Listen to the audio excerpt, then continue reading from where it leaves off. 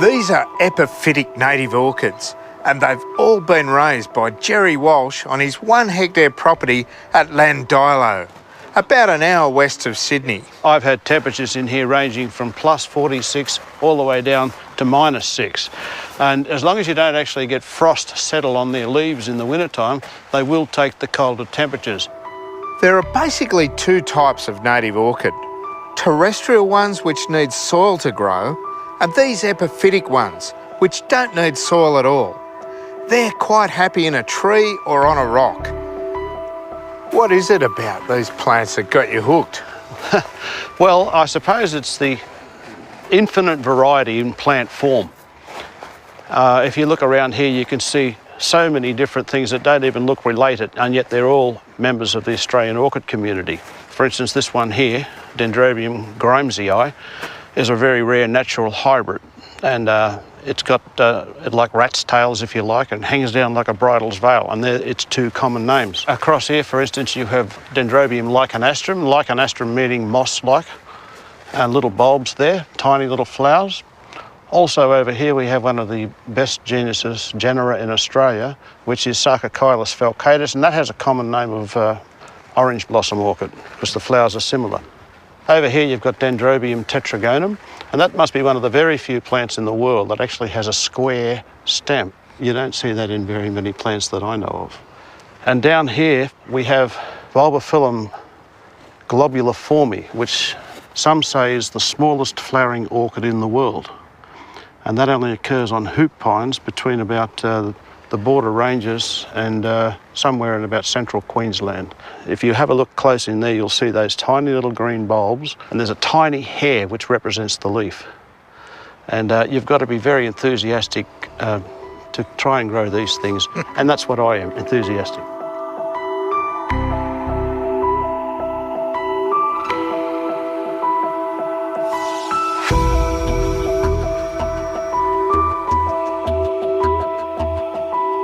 Now these would be a couple of your best.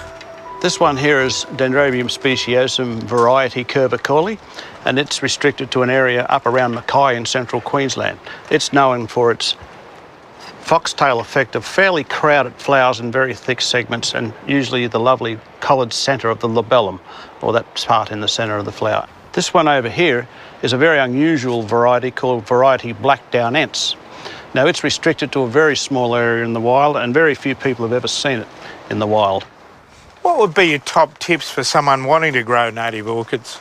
I think the best species to start with would be this one here, Dendrobium Speciosum, because it's easy to grow, almost maintenance-free, and doesn't suffer a lot of insect attacks. Also, when it comes to light conditions, you don't have to have a very deep shaded structure because they like bright light. And when you come to feeding them, fertiliser at half strength fortnightly or every 3 weeks is probably the best thing you could do. And if you do that, you won't have any issues very much with Speciosum.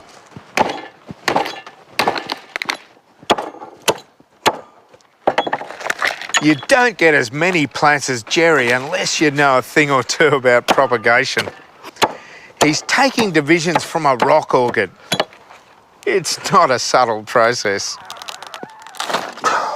Next, I would trim off these roots here to stimulate new root growth.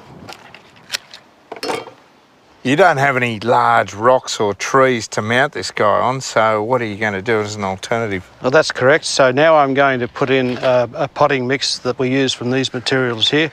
I'll use coarse pine bark here, and I'll put it down there about that much. I'll then add about an equivalent volume of medium pine bark, about that much. I'll also put in a rock substrate which gives it stability and weight so it doesn't tip over in the pot because they're quite tall plants. Stir it around a bit and grab my pot, and I'll start off by putting that into the bottom of it, about that much to start with.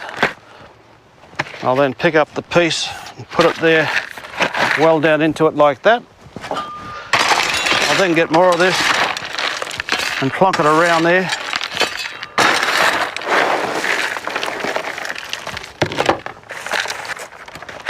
And there you have it. It's a beautiful thing. Add the water and we're home and hose.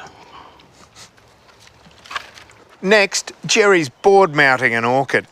He takes a division then mounts it using loosely bound fishing line to keep it in place until the roots attach themselves to the board. One more for the collection. With land clearing and other pressures on wild populations of these fabulous orchids, their numbers are really diminishing in the wild.